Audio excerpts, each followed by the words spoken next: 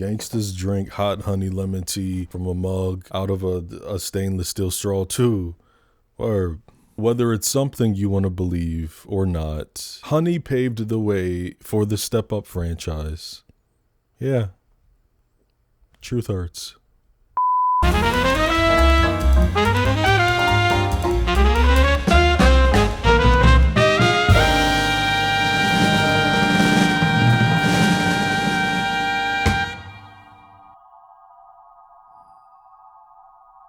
Honey is a 2003 dance drama directed by Billy Woodruff and stars Jessica Alba, Mekhi Phifer, Romeo Miller, Joy Bryant, and David Moscow, with a cameo by Missy Elliott. On an $18 million budget, which is high as fuck. I'm sorry, 18... I don't know. I'm not saying the film looks cheap, but like, where that $18 million budget go, you know?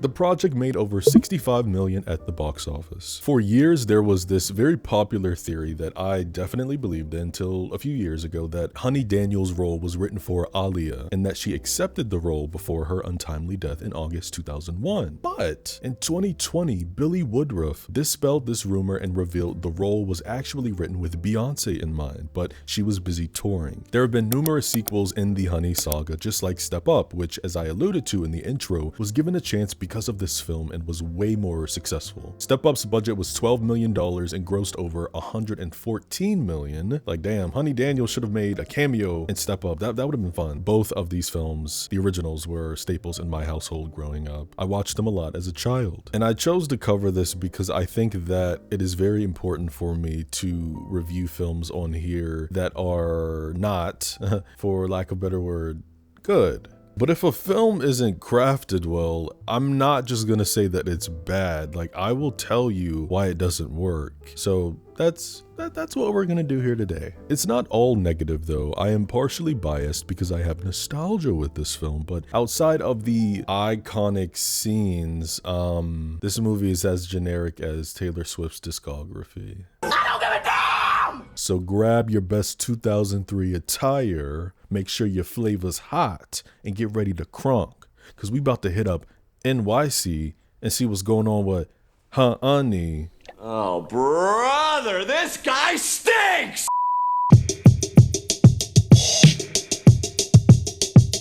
I don't owe anybody anything, especially not some Section 8, no rhythm having club hoe. The film opens on Ooh-Wee by Mark Ronson, a bop and a half. And I mean, wow, this is such an iconic film opening to me. When I think about a nightclub, this is what I'm talking about. That early 2000s vibe. Nobody has a phone out. It's not pitch black. Everybody's looking fly. Bro, if the clubs were like this, I would be going out every weekend, you know? So this nightclub is called Overdrive, and our protagonist, Honey, is bartending, getting people turned. Everybody's making rounds on the dance floor, and we meet this fine-ass woman. God damn, Gina, Honey's best friend. The film tells us very quickly what Honey's her aspiration is, right? She wants to be a dancer, and we learn this from Gina, who is like letting these two hot boys, and she's saying, oh, you know, my girl Honey, she's not gonna be at this gig long. Honey's shift is officially over, so the girls hit the floor and Give Me the Light by Sean Paul. Yeah. This movie soundtrack is fire. Just give me the light and pass the drum. We're introduced to a side villain, Katrina, not the hurricane.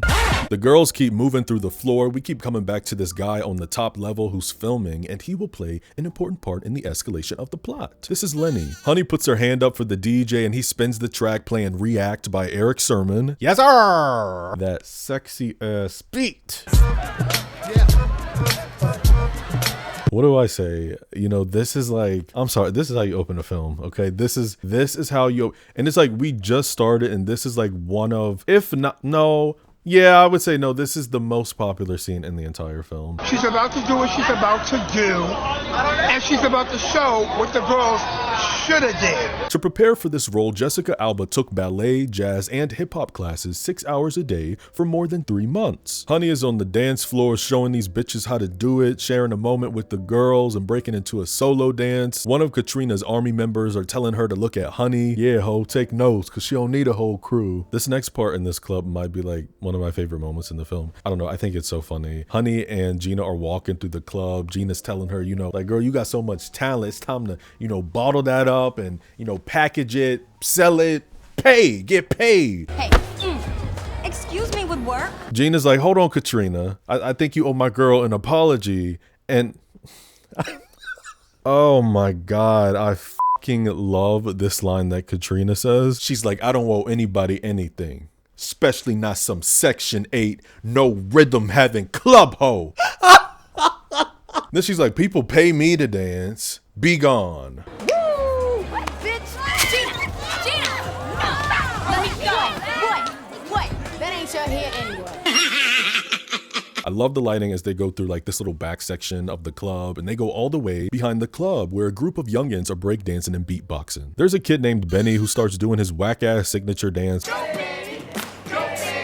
His little brother Raymond is the smallest one with the Corbin blue hair. Honey asks why these children out here past 1 a.m. like, you know, where y'all mama at? And one of the members say Benny's mother's probably out looking for her crackhead boyfriend, and they all laugh, except Raymond. Don't you talk about her? If you have not felt the 2003ification of this movie yet, then this next clip it'll sell it for you. I like that. Your flavor's hot. She said, or some shit like that. She said, I like that. Your flavor's hot. What? So Honey tells the boys that they should come to her hip hop class. She's a teacher and she teaches at the center. But as soon as she says the word center, they start laughing in her face, calling it mommy and me hip hop lessons. Oh, disrespectful. But Ray Money is down. He's like, I'll come. We're really setting up how Honey is a woman of the community, right? She's hollering at the elders. Then when these two cats, fine ass cats, God damn. Especially the one with the red headband. Oh, they drop some cash and she's like, yo, you dropped your paper. No, for real though, I'm not joking. Like, somebody find the man in the red headband. I'll pay you because I need him. Honey goes to the center and we see a chocolate dropper named Chaz who she's throwing glances with. This is our love interest, folks. Anyhow, Honey tells her students she got a new remix from DJ Scratch from the Overdrive Club and bumps yet another banger. God damn it. I'm telling you, the music in this movie, like if you're gonna do one thing, you're gonna move, okay? She said, Benny and the Jets come in making a bunch of noise with this chopped ass rap music. And Honey tells him to fall in line and keep up. But these jokers, being kids, are not taking anything seriously. Raymond tells Honey don't worry about those stiffies because Benny just wants to show off. After class, we meet Evelyn, Honey's mother, and this is, I'm gonna say it, bad screenwriting.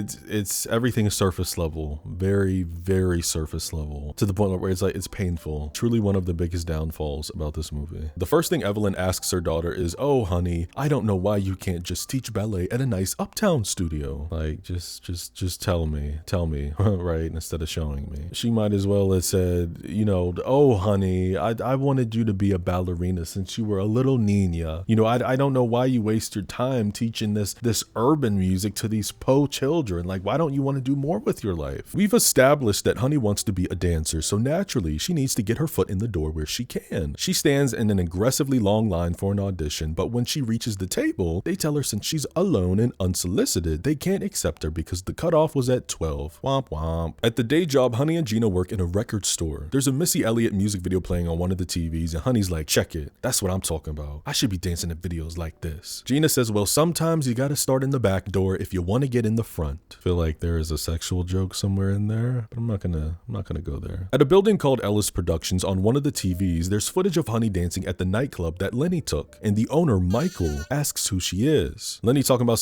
that's Katrina. And Mike's like, no, not her. I'm talking about the protagonist of this film because she's special and she's different. Another night at Overdrive, Michael finds Honey and the first thing he asks her if she's a dancer. I want you to dance for me.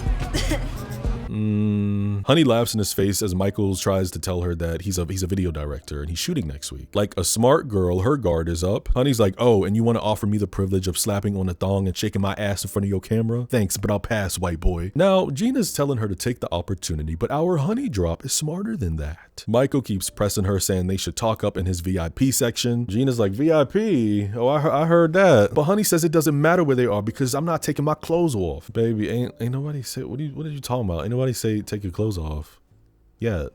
You really got to give it up to her though, because, you know, especially being a woman, I can only imagine having your guard up. You know, damn, I mean, I was about to say 10 times out of 10, a random ass man comes up to you with an opportunity of a lifetime. You know, that does not happen. You can't be naive out here. You know, honey could probably meet with him and she gonna walk into an all white room with just a camera, a tripod, and then a black couch. The casting couch. It's when Mike brings up Jadakiss and tells him his last name, which I don't know why he wouldn't even start off with his last name if people know who you are, that Gina recognizes Mike. And he gives Honey his card telling her she needs to try out for his new video. The next day at work around 10 o'clock, Honey's stressing, not wanting to seem too desperate, and calls the front desk, giving her name, but the receptionist says they'll call her back. Now the thing is that they did not ask for a callback number. Not good. Ray walks all the way to a corner store where Benny and his friends are hanging out doing felon shit, and Ben's trying to tell his little brother to get on because he can't be here. I guess this BB guy dude is like the drug lord and all the boys are his bitches. When Honey gets home from work checking her answering machine, Michael Ellis calls her back. We hit up another studio where Honey is directed by a PA who's asking her for a social security card for identification. They'll all be here until 4 a.m. and after that it's time and a half. Until 4 a.m. Damn, I didn't know we was making a feature film. This is like a 3-minute music video. What the hell we doing up here till 4 o'clock in the morning? Honey is in the bathroom in costume, oiled and slicked down, praying to God, trying to prep herself, and she's called for set. Immediately, this girl starts practicing the dance routine right there while they're filming. Like, what in the Nomi Malone is she doing? Michael yells, cut, frustrated, and y'all, the choreographer for this hip-hop video, what in the Uma Thurman from Pulp Fiction is going on here? You trying to tell me this white chick in a black bob is the choreographer for a Jadakiss music video, a hip-hop music video? Let's be serious. Okay, you know, I can buy, I've bought a lot of things, but one thing I never bought was this. They don't even formally show my girl the choreo. This Uma Thurman reject tells Honey to find a spot in the center, and the girls run around. But Honey misses a step, so Michael puts her on the spot trying to direct and tells Honey to just listen to the music and dance how she did in the club. I take back the Section 8 no rhythm club ho comment. This is my favorite moment in the film. In just a few seconds, Honey calls over a guy describing this idea she has, and she pulls it off like,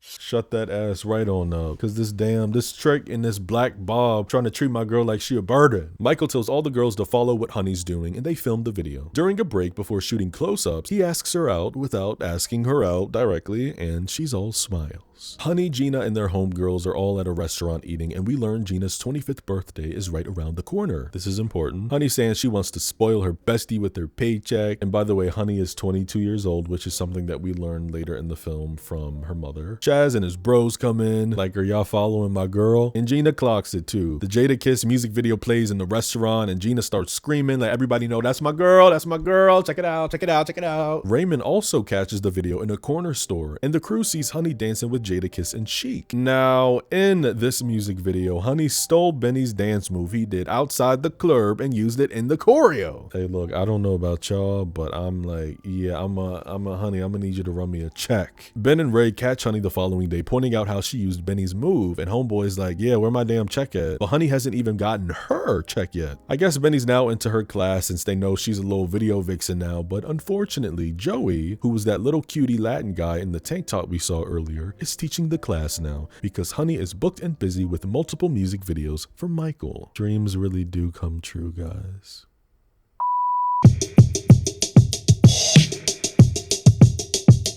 Bitch, how you gonna play me like that? This next song that plays is called Sexy by Sean Desmond, and I swear I'm not being performed. I swear to God, I still listen to this till this day. Like, this song has been in my Spotify library for years. It's a bop. A bop is a bop. Like, I don't know what to tell you. You so sexy, girl. What does it take to get close to? Hold on. Yeah.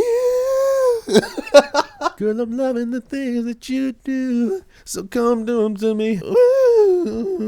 Honey is in her video vixen bag and gets her first check ever, which is over $9,000. And in 2026, that is only a few hundred away from $26,000. Damn. Wow. Gina walks in Honey's studio while she's getting dressed to hit up a gay club called Papi Chulos with Mike. Oh, word? The gay club?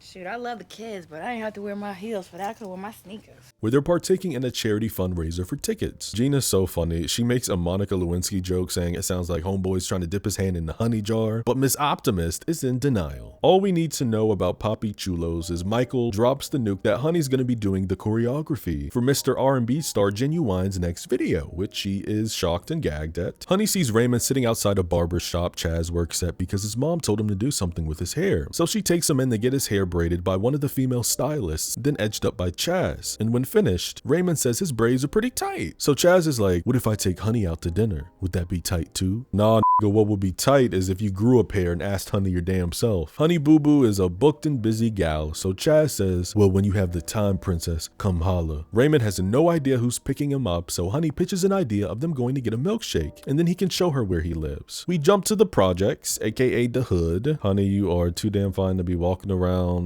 these projects without a weapon, okay? Raymond's mother is, as you suspect, rude as hell to the adult looking out for the child she had roaming the streets, and her crackhead boyfriend is in the background yelling. This is a mess. When Honey leaves, she briefly catches Benny across the street doodling with his drug friends. And another banger-ass hip-hop track eases in as Honey has trouble choreographing a video because something is off. And Michael's like, yeah, fix it. Honey tells everybody to go to lunch, and while on break, she sees a group of young brothers playing ball and gets some ideas for choreography, as well as from seeing some girls jump rope. Classic case of non-black people getting their ideas from the community. And yeah, I went there. Who gonna check me? Honey doesn't get home till 6 a.m. and only a few hours later, Gina creeps in her apartment telling her to get up because it's Sunday and they need to go shopping for her birthday dress. But Honey instead hands her a black Dolce & Gabbana gown that she got from one of her video shoots. Still has the tag on it though. So we're starting to see this little conflict come in because, you know, Gina's like, oh, you Hollywood now. You too good to shop with me at the bargain joints up the street. You know what, fine, I'll go shopping by myself. And she leaves. But then Honey gets up holding the dress out in front of her, and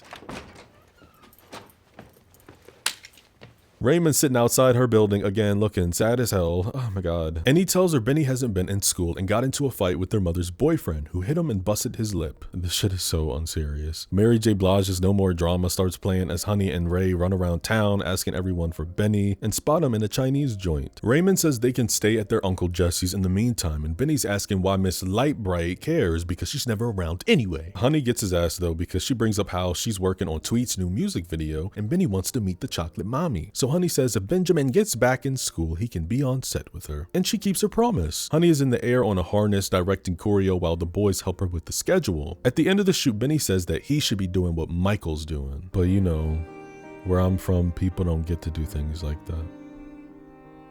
Honey's at this joint with Mike and he's wondering who Raymond and Benny were, asking if they were Fresh Air Fund kids. I'ma smack the out of him. Honey tells him those colored kids are awesome and gave her an idea for Genuine's video, painting a picture about New York, you know, the hood. Genuine's doing his thing, but instead of the regular hoochies, you get a posse of kids, dancers, and they bust out. Mike says he'll pitch the idea to Jen, and if he says yes, then Honey wants to audition Ray and Benny, because our protagonist, right, wants to get these colored kids off the street. Honey hits the hip-hop class led by Joey and bumps one of Genuine's CDs, announcing in 2 weeks there will be auditions and she can rehearse with anybody who wants to be part of it. That same night while walking alone, no knife, no taser, no pistol, no nothing, she's approached by the drug dealer BB King, who we saw earlier in the film, and he tells Honey, all that little dancing shit you trying to put Benny on, cut it out. He's part of my crew, so you tell him I'm looking for him. I'm not gonna do that. What? Why not? I asked you a question. Chaz summons from thin air just in time like Mario, asking homeboy what's poppin'. I'm not gonna lie, Chaz low-key got his ass. Cause when BB asks about the barbershop, like trying to throw shots, trying to clown him, he's like, when you ready to make some real paper, come holla, I'll hook you up. And Chaz is like, all right. And whenever you get tired of wearing those bum-ass do-rags, you give me a holla, I'll hook you up. Yow! Chaz tells Honey this thug is dangerous and she needs to stay away from him. Grr. And she's like, LOL, yeah, daddy, thank you. I'm thinking of picking up some pepper spray tomorrow or something. Honey and Benny hit the center, finding it blocked off. But Honey is the main character, so f them signs. A pipe burst causing a leak, so everything's gotta be shut down, and with building codes and inspections, this could take a while. But with the city's involvement, they might not even see the building being worth reopening. And we have another problem, guys, because how is Honey going to give these colored kids a safe place? Honey's walking with Chaz saying how Benny tries to act all bad, but when she sees him dancing, it's like this great big shining light out of him. And when he hangs out with, you know, those thugs, you know, that light just gets dimmer and dimmer. Girl, who wrote this? She turns to direct him to her apartment building, but he says, no, I want to show you something. And you, hold on, I'm gonna get pissed off in a second. You think we're about to go somewhere special, right? But where do we go? His fucking barbershop. You wanna show her something? Nigga, she was in your fucking barbershop with Raymond the other day. He talk about his sad life and, you know, he's trying to change the subject because this is bad date talk. So this is a date. Hanging out in your barbershop after hours. Is it? I don't think so. This barbershop was owned by a man that hired Chaz at a young age. He worked for the man sweeping floors for 10 years, and when he passed away, he left the shop to Chaz. He's like, you know, BB thinks I'm losing, but really I'm winning, because I found something that I truly love and that makes me happy. Or so, you know, and that's a million times better than finding something that makes you rich. Again, one-dimensional writing. So now Honey's like, oh gee, what makes me happy? I don't know. Chaz gets up, putting his hands on her chair and says, well, I would love to be part of that. Making you happy. Yo. Then they start making out. Originally, Honey was supposed to do a striptease in this barber, but Jessica Alba was like, LOL, no. So they did this instead. You know, she's quite method, right? She's just like Honey. And during the Sean Desmond music video, she didn't want to do that either, but the director Billy Woodruff got her drunk by her trailer. So we could have gotten a little more risque version, but they just had her moving her body by him. While walking her pug, Honey crosses a for sale sign on an empty building, whipping out a pen and writing the number on her hand. This bank woman, Miss Strom, must be a goddamn comedian because when Honey comes to see the pricing, she's like, the property will go for $170,000. Girl. Not too much, Mom. Like you trying to call me Poe? I feel like the 1,000 is implied. Shoot. And she tells her that Honey has to put $17K down. Again, trying to play in Honey's face because she's like 17,000 cash. Like, how, oh my God, like how else do you think I'm gonna pay for it? Honey Boo Boo suggests putting down half now and asks for 30 days to come up with the rest. And if not, Strom can put it back on the market. When Strom asks why Honey wants the property in the first place, calling it just an empty storefront on a bad block. And see, that's when you would have called it, because first you in my pockets and now you in my business. And what if I wanted to turn it into a trap house? Then what? Damn trick. What you gonna sell the shit to me or not? You gonna help a sister out or not?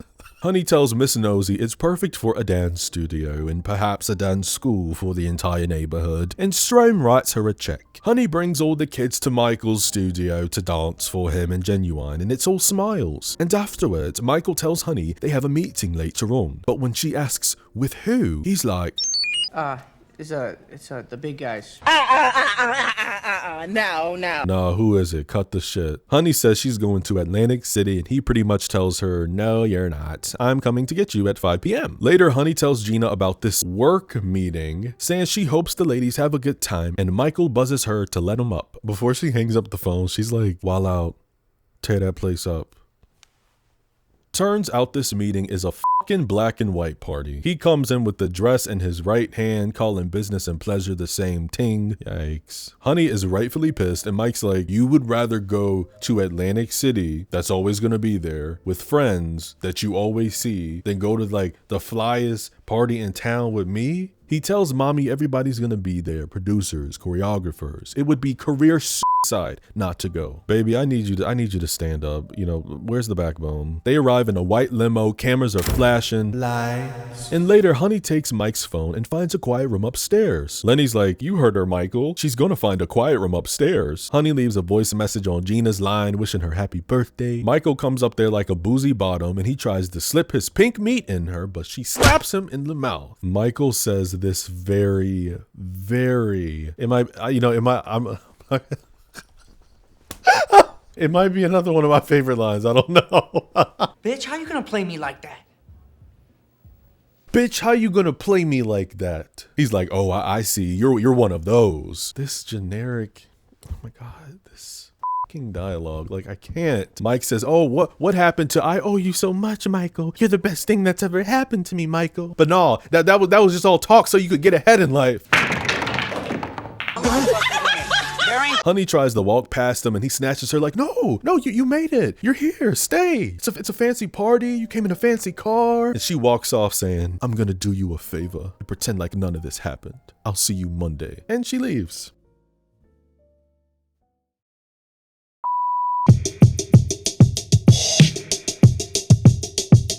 What is this?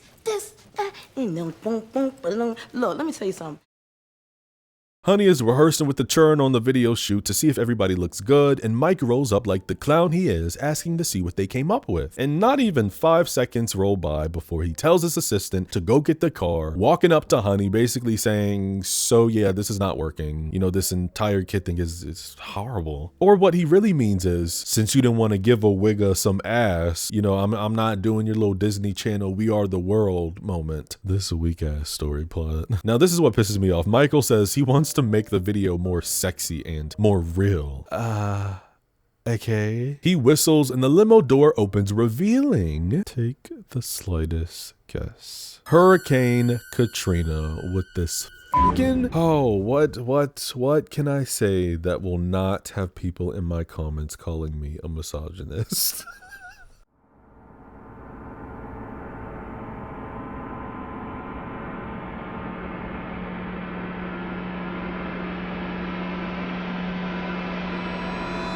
I got nothing.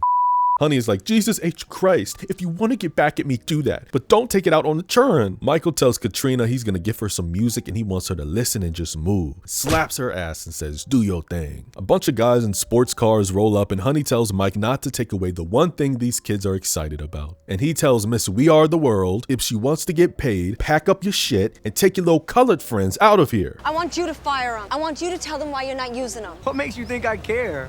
What do you want? As soon as Honey tells these little gremlins that Mike changed his mind, Benny is like, you made him mad, didn't you? And all the kids bounce, pissed off. Katrina is being a hot ass mess, doing this stiff grind. Woo, I'm not gonna waste my breath commenting on that. Honey's telling Chaz she can't get a job anywhere because Michael's blackballing her. And though our protagonist believes that, you know, this white man discovered her and he can take away her power, Chocolate Daddy is like, no, baby, you have a gift from God and can't nobody take that away from you. Benny is out here on these streets living the hashtag thug life and he tries to make a sale, but unfortunately for him, he gets snatched by the FBI and he's taken away with this dramatic ass piano music.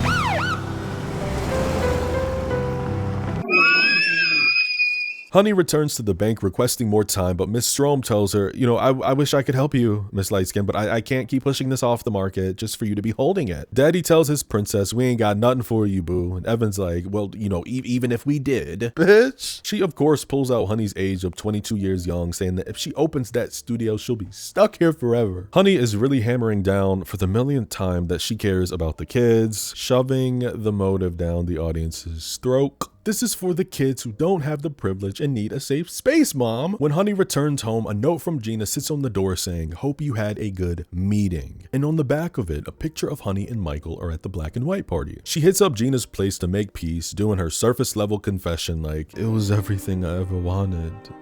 And when I got it, it felt like nothing.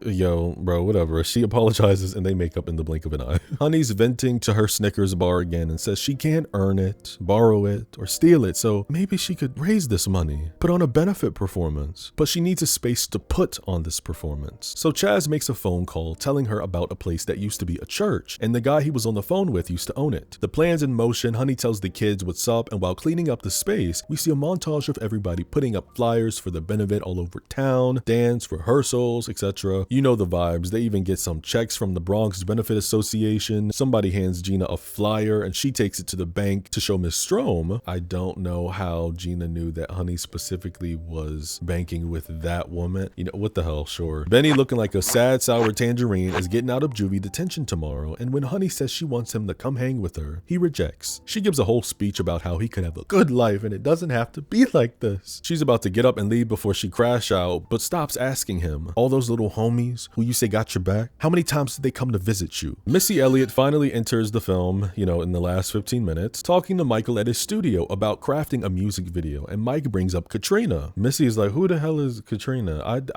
I said I want Honey Daniels. Hey.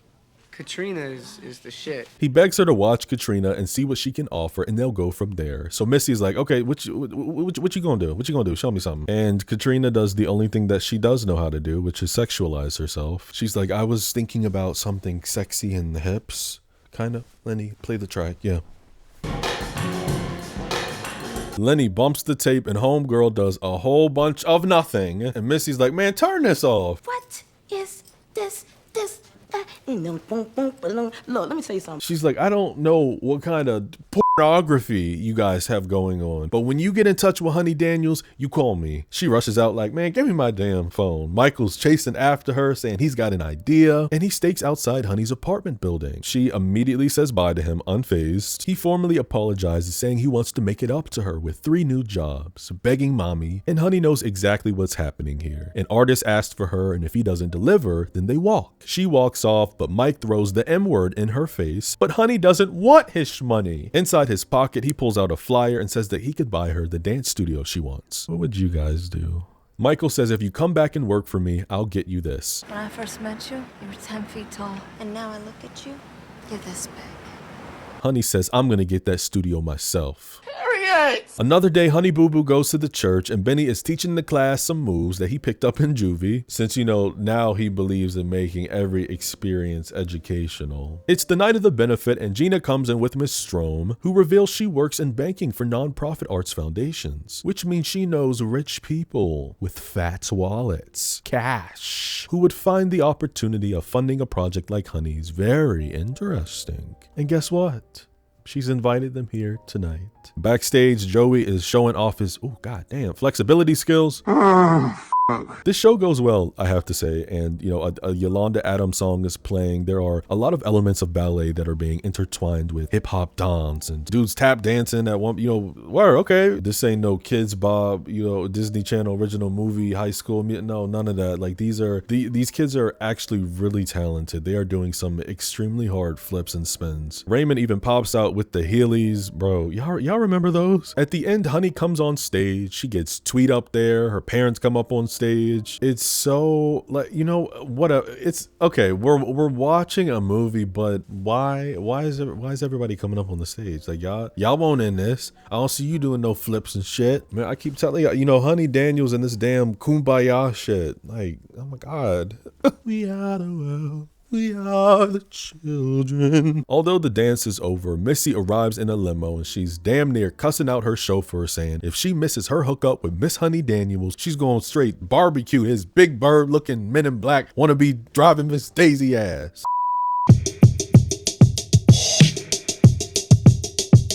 I like that. Your flavor's hot.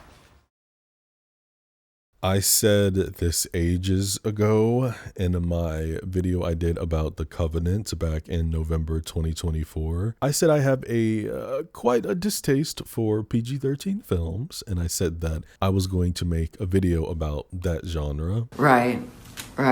It's still on the board. I didn't forget about it. I just haven't gotten to it yet.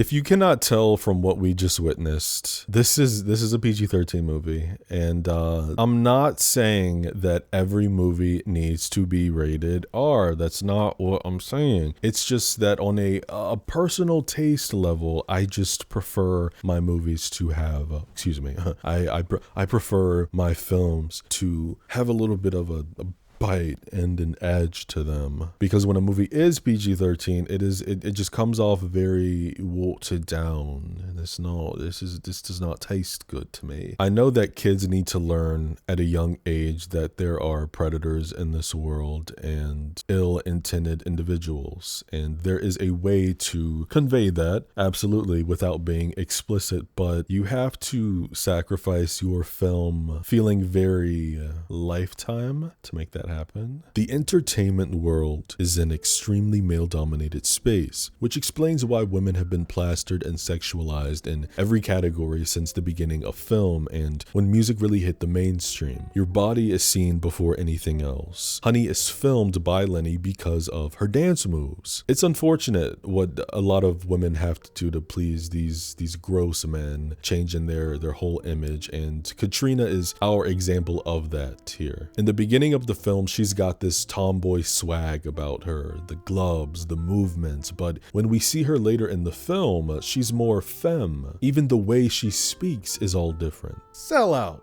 Honey, though, stays the exact same throughout the film. Like, damn, bro, y'all couldn't even give her an arc. This film would have more to work with if Honey actually had a downfall. Make her change for the worse, then find herself again. The whole movie is yelling, this is for the kids, this is for the kids. Like, I got that. But our characters have to have a journey, especially my protagonist. As Honey gets these music video jobs from Mike, we should have started seeing the change to further alienate her from her friends and loved ones. Everybody's pointing out that she's never around anymore, that she's all Gina called her all bougie Hollywood now because she got money. But I'm not seeing I'm not seeing that change, nephew. At that black and white party, there could have been that breakthrough. While all the dialogue is so bad and such a product of the time with its slang, baby, these actors weren't given much to work with. But I do really like how after Honey rejects Michael, he's like, Bitch, how you gonna play me like that? no, Goofy, not that line. It's the line where he says, No, stay, don't leave, you made it, you're here, stay. he could have had a whole scummy monologue. You know, I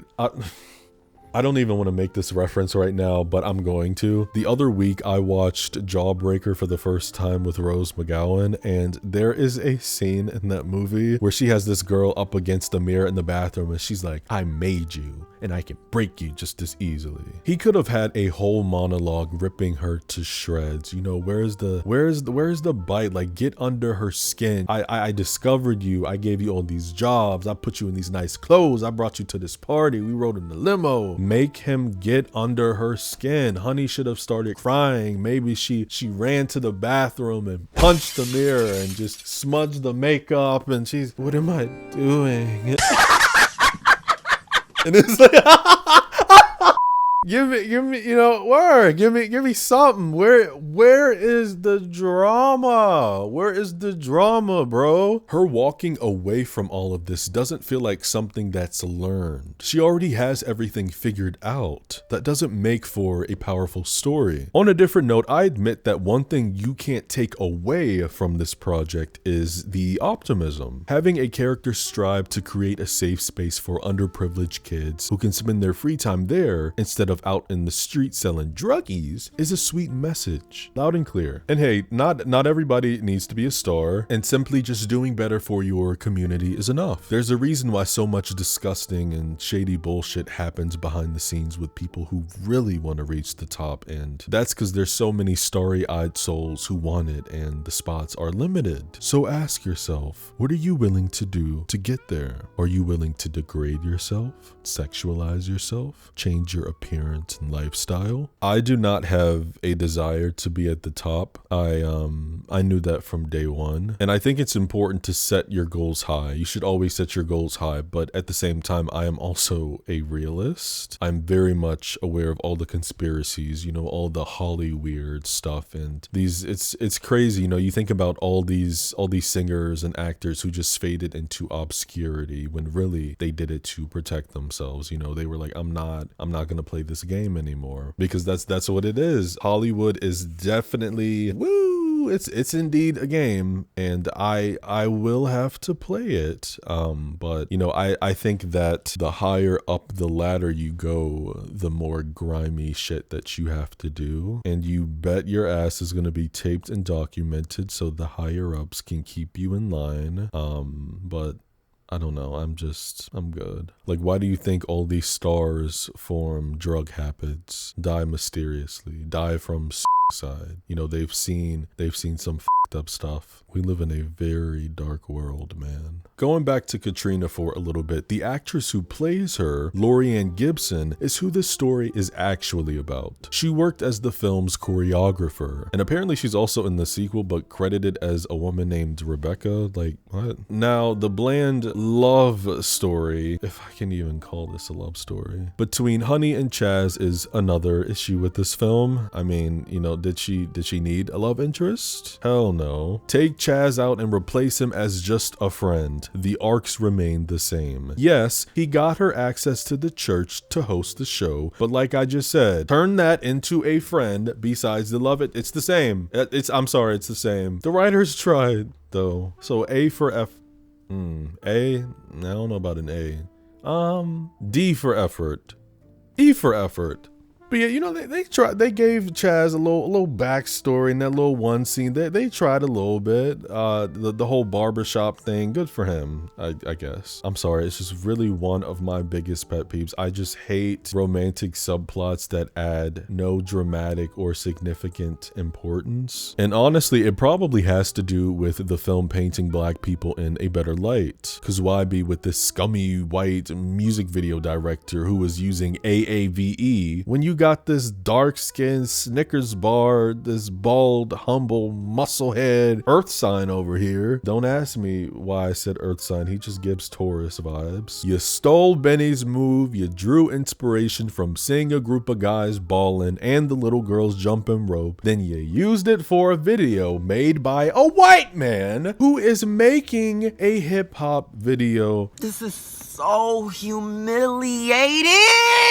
I have to laugh to keep from getting upset, like, because you know what the hell, sure, you know, if you did all that, you might as well be with a black man since you take it from the community. By the way, Jessica Alba identifies as Mexican American. Her mother has European roots, but it's her father that has the Mexican American in him. As a kid, I remember watching this, and I don't know, I just felt like she had a little spice in there. I was like, she got something in her, but I don't know what it is. But yeah, man, if the soundtrack wasn't fire and if the dance sequences weren't cringy, I probably wouldn't like this as much as I do. But as an adult, this is a very meh film. Not bad. It's just bland. Cliche. It's got after school special written all over it, and hey, for a lot of people, that's enough. Something light. Something feel good.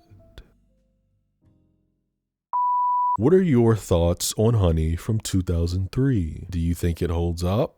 Drop your take down below. If you're new here, subscribe. I would love to have you. Hit the like button, it helps me out a lot. And turn on the bell notification so you don't miss a new video. If you want to see the director's cut version of this video along with some of my others, then head over to the Patreon and join the family. We're fully uncensored over there, extended commentary, and you also get to see my videos 24 to 48 hours before they hit YouTube. In the meantime, my friends, take care of your mind, take care of your body, and take care of your spirit.